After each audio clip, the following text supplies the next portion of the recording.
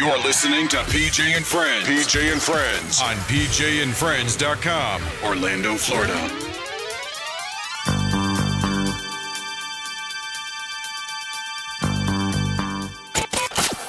The views and opinions expressed on this show do not necessarily reflect those of the station, owners, management, and sponsors. If you find any content disagreeable, you may exercise your right to change the channel. And now, on with the show. 5, 4, 3, 2, 1.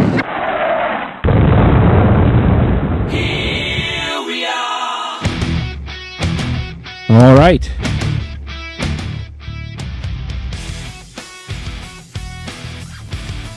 You're on the air, PJ and Friends.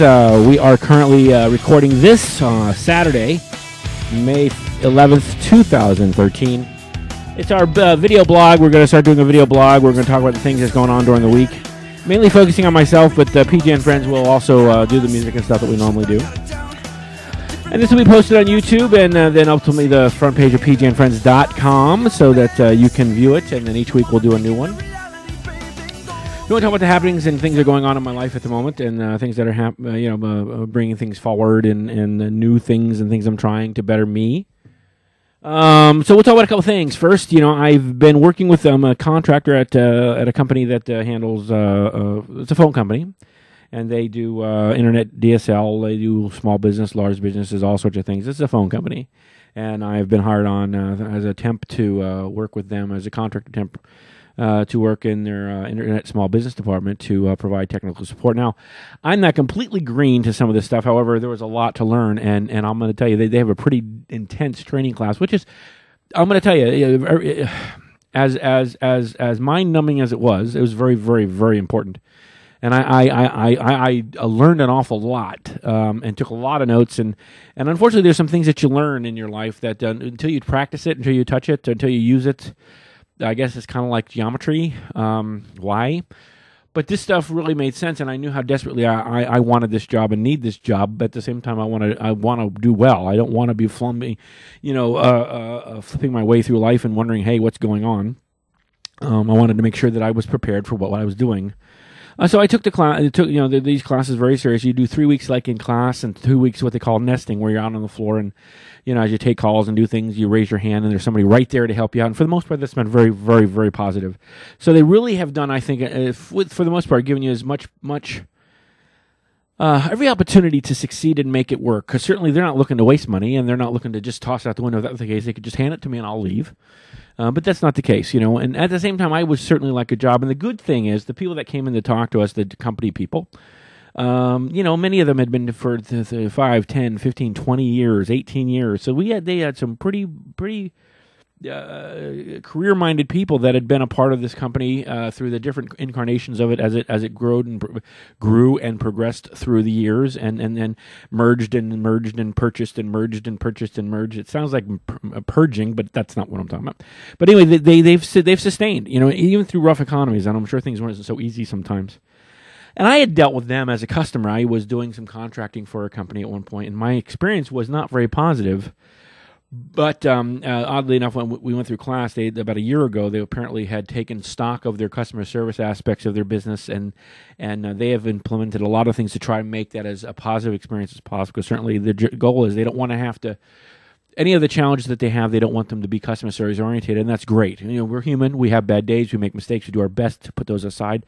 And they've really, in my opinion, done everything they can do to try to make it a better experience for the customer. Because certainly our goal is, while yes, you have people that call and they're angry and all that, our job is not to leave them on hold for hours. Our job is not to hang up on them. Our job is not to, to make it any more painful for them, because obviously we're going to lose them, or when they do have a problem, it's going to be hard to communicate with them because they're just already confrontational. And anyway, so they're doing everything, in my opinion, a lot of things very, very right. At least they say they are. And so far, my experience has been just that.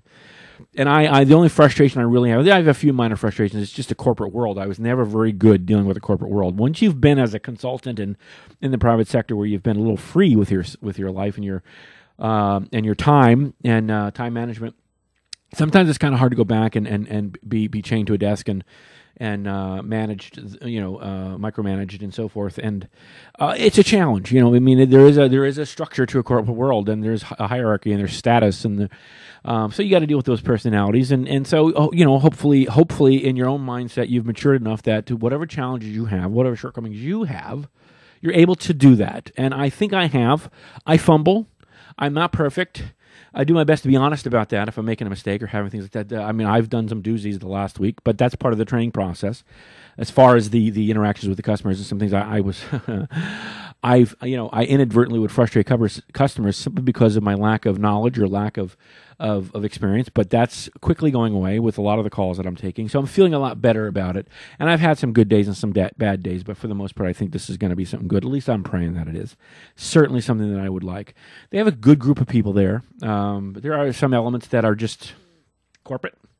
And so you deal with that, and hopefully that as you move on and you've established yourself and whatever role you play, that if you become a competent part of that society, whatever challenges are there, the way it was like when I worked for Hilton and in timeshare, if you could do your job, and whatever you needed, they gave you. If you're a guy that didn't do very well but still was very demanding, they had a hard time giving you what you needed simply because of the fact that you weren't producing.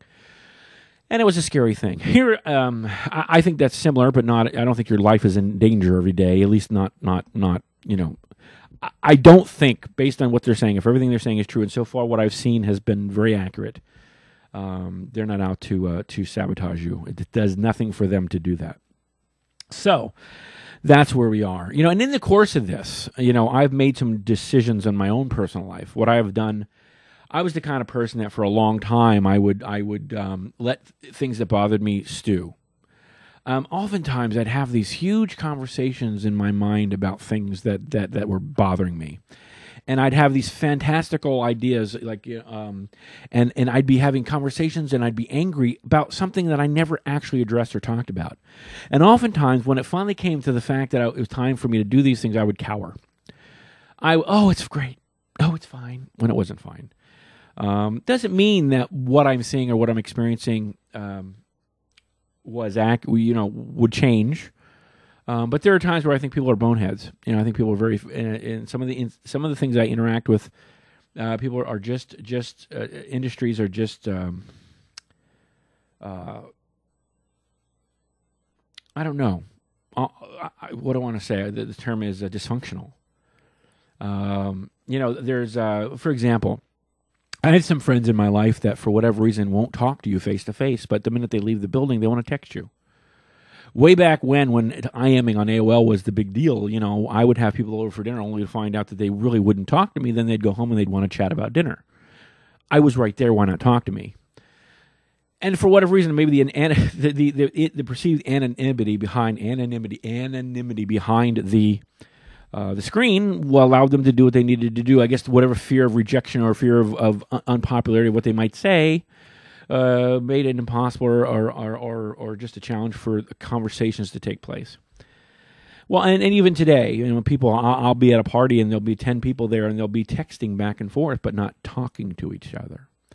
And I think that's a bad idea. I don't know where this has happened. I don't know where as a society we've gotten away from. And I think many families will say this, they'll have dinner and mom's texting work or dad's got his BlackBerry or iPhone chatting and the kids are talking to whoever and or the TV's on in the background and people don't just talk anymore. What's happening with your day? What's going on with you?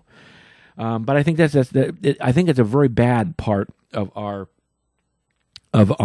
society that we've become that. And I think because of that, a lot of people are unsure. And I think texting and email and chat are a very horrible way to communicate because oftentimes many people cannot type or write without emotion. And then what you type or write is received in the emotion of the person at the time. So you could say, hey, happy birthday. And the person gets that, what do you mean happy birthday? They're feeling, so it's a challenge. It's a challenge. Where if you just picked up the phone and you walked over and said, hey, you want to have lunch? You want to have dinner? You want to do something? Want to chat? You can't do that. It's not like you're asking them to go to bed. Why not just talk? I think we lose a lot of stuff with that. I think we lose a lot of personalities. And I think what happens is, like I was talking about, I have these whole conversation. I would see an injustice or a perceived injustice in my world. And I'm like, oh, man, I can't believe they did that. And in my mind, I'm having this conversation that never took place. And I'm getting angry and angry and angry. Isn't it ridiculous that the emotion is not it's so tangible, so real, and I'm mad. And sometimes by the time you meet the person, or you get to the person, you're mad at them. You're mad at them, and they've done. It might have been something to them that was nothing, or never meant to be, or there's a whole circumstances behind it. But you're angry because you've built this whole conversation, this whole interaction based on something that and because of that, I think that also comes from being cowardly. You've cowered away from talking to people. So I made a promise to myself that I was going to make a change. I wasn't going to cower anymore. I'm 46 years old, and I'm a man. I've not been a very good person sometimes, but I've decided that I'm 46. It's time for me to stop. I've earned a little common courtesy, and we'll talk about that in a minute. I have a big separation between common courtesy and respect. So I've made a decision that I when I see something or have something to say, I'm going to say it. And now the challenge is balancing the appropriateness of how you approach that. I mean, you can't have that internal conversation mentality where you've had a conversation and you've projected your anger or whatever emotion you're feeling, the sadness, depression, hurt, or whatever, based on this. If you see something wrong, hey, you know what, that wasn't cool. Or that was a bonehead thing to move. Or, I don't quite agree with this. Or, hey, what's the thought behind this? Tell me what you're thinking. Because maybe what I'm thinking is not right. So rather than going there with a preconceived notion, you know what? Hey, this hit me wrong. What happened? And have a conversation. And what I found so far is the few people that I've done that with, because it's not like I have my world bombarded with things to talk about, but, first the thing is, hey, what's going on with PJ? I like it when I go to SAC, for example, SAC Comedy Lab. I keep my head down. I go to this booth and I go in the green room after the show, or I'm on stage or something like that, and I see things going on and I'm not happy with it, or something strikes me wrong, or you see a personality trait in somebody else that's driving you nuts, or any number of things, and so then I just shut down. I sit there and watch. I'm quiet.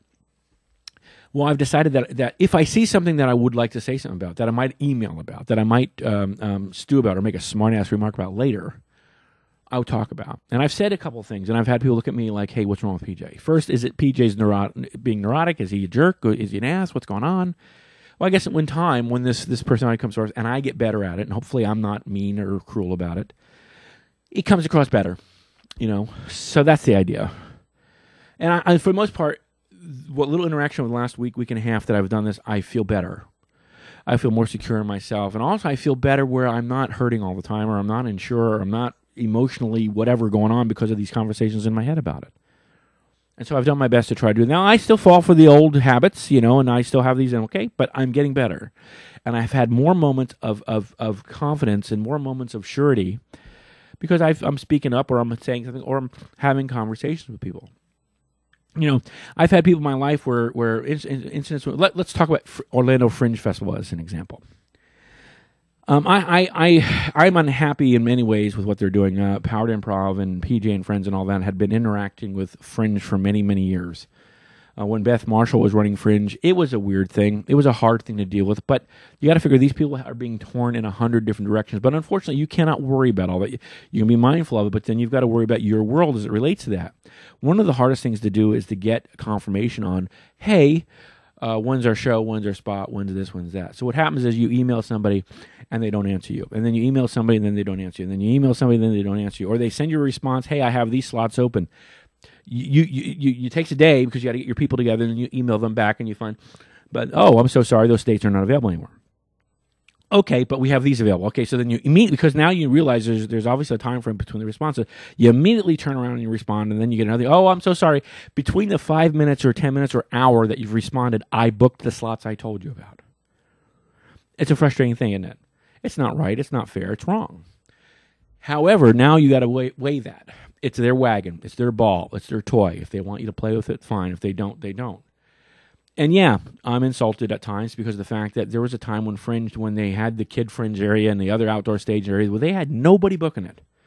And PJ and Friends and Powered Improv was out there, and on a regular basis, when it rained, when it snowed, when it poured, when it was 100 degrees outside, and we were there. and we supported this. And what it's felt like is that we've been kicked aside. And those emotions, I think, are valid when we storm. But the thing is, I said, well, we need to stop emailing. We need to start calling people. Well, I've done that, and what I found is some of these people are probably not very good personality types because they knew they had an item they had a product that was sought after, and there was indignation. There was clearly hey, you know what? If you want to do this, you need to do that, and that's exactly how it came across, and that's exactly how it was meant. So now you got to decide: do you want to be a part of this anymore? Is this worth it? Do you still want to be there? Clearly, they don't care. Clearly, they don't care about how you feel. They don't. It doesn't matter. So then you got to decide. Now it's the time to weigh. You know, do you go after this? And clearly, there's still a show to put on. So they're distracted in 100 different ways. They got 100 of me probably asking, "I need this. I need that lighting. I need the stage. I got my tickets. I got my sale. I'm having a problem getting access to this." So they've probably been pulled in 100 different directions. I can be mindful of that. It doesn't excuse how I'm being treated, but at this point in time, choose your battles. So what I've decided I'm going to do is after Fringe, which is probably going to be too late, but that's fine. After Fringe, as soon as I can get to one of the board meetings, I'm going to put together a little presentation, and I'm going to explain how I've been treated and how I felt. Now it's up to them to decide what to do with that. Now the idea is I need to remove the emotion from that. I need to do facts. I need to tell them how I felt, but although I'm angry or hurt, I don't need to be angry or hurt with them. I need to say, hey, you know what? This is how I feel. Is this what you want? If this is what your direction is, then you did well, and I'll move on. But if it's not what you want, and not the intent, then here it is, and I hope you do something with it. Now, what I've already experienced is I've made that intention clear. I said to people, well, I'll tell you what, I'm going to wait until the Fringe is over. I know you guys have got a lot of things to do. We'll address this later. I'm not going to be a problem for you because they're already ready. I'm seeing the conversations and some of the emails I'm getting back. And I've got, clearly, I've already seen indications that they're going to cover their butt. So this tells me that clearly they're doing things that I guess maybe they don't want to do or they don't want to handle it a certain way. And or better yet, they probably know that if they were caught or they were told, people knew how they were treated, they're treating people, they might have to answer to somebody. I don't think it's a world-ending thing. I don't think anybody's going to lose their job over it because surely they're being successful with all the bookings and shows they're doing. But the bottom line is I think, like with the job I have, there's a certain amount of customer service that goes with it, and that includes the people that have supported you, even when there was nothing there to support. So that's what I'm talking about. So now I am emotionally angry about those things. I am upset, and sometimes it's hard not to separate myself and from it. But I'm consciously trying to do that and saying, okay, I'm going to deal with it this way. And so that's what I'm going to do, short of something else happening. And what happens is most people, in a situation like that, they say, I'm going to do something about it, and then time passes, they let it go, and they don't do something until the next time it comes around, and then I wish I'd done something. Well, my goal is I've put it on my calendar, and I'm going to do my best to address things as they are. So that's the difference in me. There are times where now I speak up right then and there if necessary. I try not to stew about it. Yes, they have emotional impact, and try not to take it personal. Sometimes that's not so simple. For me, anyway, I know it's not, but I'm trying. So, with the different things that were going on, I've got a lot to do. One of the things that we're going to do is we're going to be doing a puppet show and maybe a puppet class over at Fringe, at Kids Fringe. So we've gotten some puppets that we've been working on, and I've been trying to find a voice for one. Yeah, well, see, he played his own music, so he's like rock and roll. And I haven't decided what his name is going to be. And he's this is I haven't decided what we're going to do with this. What do you mean you haven't decided? Well, I'm sorry. I just met you, and I haven't decided what your voice is. What do you mean I have no voice? I've got a voice. I know who I am. My name is Marty. Marty the Music Lover. Marty the Music Lover. I'm not so sure about that, but we'll figure that out, won't we? Well, I know who I am. You may not know who I am. Well, you can see I'm arguing with myself over what he's going to be, but I'm going to decide that soon, and we're going to do some workshops with him and decide where we want to go with this. You better, because I don't want to go out there with no name. People have names. People without names are bastards. Well, we can't talk like that. This is going to be a kid. I know. Well, you can see what's going on with this guy. He clearly has no identity yet, but we're going to figure that out. So that's my goal. I'm going to work on him and try to find a personality for him. And he keeps staring at me like, hey, well, I'm here. So, anyway, he had a squeaker, but we got to get rid of that move because, when people talk, there's no squeakers. And, of course, the dogs go crazy for this, so we got to keep them out of the dog's eyes. So that's the goal. Marty the Molar. I'm Molar. He's not a tooth, right? I got to figure a voice out for him. And it's not going to be a ventriloquist sack because I'm not a ventriloquist, so we'll be hidden out of sight and we'll be doing our thing with him. So we'll figure him out, cool guy. Love me tender, love me sweet. Yeah, you're a singer, aren't you? I am a singer. I want to be on American Idol. I want to be on The Voice. Why do you sound like a raspy lesbian? A voice. I want to be on The Voice. Yeah, well, I don't think I'm moving your thing as I'm talking. That's not going to work. I don't think The Voice is going to do it, but we'll see. We'll figure you out. You're going to be on stage. It's going to be okay. Stage? There are going to be people there watching me? Well, there's people there watching you. What do you mean there are people watching me? I don't get it. Can't we just play a song? We could play a song, but maybe we'll do that later. This is not going to be that long. We're probably already 20 minutes into it. I don't know how long this is going to be. When do you talk to D-Slam? D-Slam, he got to go on a field trip. Yeah, he did. He went to work with me one day. I'm gonna put you away. Put me away? Well, I'm just gonna put you aside for a minute, and then I want to bring out D-Slam. Okay. He's got a stand. Look at that stand. He stands in the background, and I don't even stand. I've got someone's hand up my my hand up your ass to make it talk. That's the way it is. So I haven't figured out his name, but we're gonna figure that out. Goodbye, guys. Someday I'll have a daddy, and I won't talk like a raspy lesbian. Oh, there you go. We're going to figure you out. As I poke your eye out to pull you off my hand. This behind me is D-Slam. While I was in training, there's a lot of things we learned about the equipment that we use to get DSL, or high-speed internet, to our customers. And one of the pieces of equipment is called a D-Slam. And the minute that came across, this puppet came to mind. My roommate Matt has a whole bunch of puppets. And this guy's got the bow tie and the glasses. Yeah. Once again, it sounds like a raspy lesbian. My name is Martin D-Slam, and I work in the IT department. I know. You sound like you're from Third Rock from the Sun. He has this intense look. He's like behind the computer. He's on the phone taking calls. Right? He knows. He's like the guy that knows. He's the guy that knows how to. My internet's done. Yes, I know. We have had an outage. We had an outage because you didn't behave. You called in and you complained about your service, so we shut you off. I know. I hear it. You're so much better than I am on the phone. I know. I've been there for years. They named the equipment after me. I know they did. Right? D-Slam? He's got his own ID. See? So I haven't figured out. I took him to work because I thought it was cool and it was funny and people liked it. But then I was told not to bring him back. So apparently he is not one. Don't look at me. I'm not wanted back. Why am I not wanted back? I don't know. Apparently you're a distraction. It wasn't mature. Apparently having you around just wasn't okay. I don't understand. Well, I know. Maybe someday when the kids come back for bring your kid to school day, we can bring you back, or maybe for special events, maybe parties. Parties? Well, we'll see. We'll figure it out. You're cool, man. You know what's going on. So this is D-Slam. And maybe I think I'm going to give you your own special. We're going to figure out a way to have you do a weekly thing where you're doing something. You like that? I'd like that a lot. You sound like the raspy lesbian. Right? Well, at least I have a name. That's just rude. I have a name. My name is D-Slam. I have a name. My name is D-Slam. I work in IT. I can shut you off. Yeah, okay, there we go. That was gay. So we're going to put you back over here on your stand. Over here underneath the... Okay, that just looks wrong. Hold on one second. Grab him by the head and put him on his stand. And then put him back behind me. He looks like a Down syndrome person. All right. Stand up straight. There you go.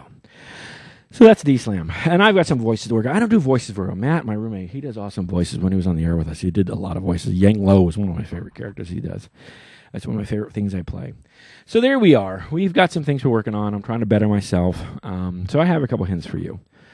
All I ask is that the next time you want to talk to somebody, put your phone down or put your text down and call them. Invite them out to dinner. we look at the things of the world today. We look at like Boston. We look at things like that. We look at 9/11. If we had talked to people, if we'd said hi to people, would that maybe have made a difference? Would it maybe have, all the people that are feeling bullied, all the schools that are shootings are happening, if we had said hi, if we'd been kind to people, if we'd talked to somebody, if we had not stewed on something, we'd talked, we had just been friendly and neighborly.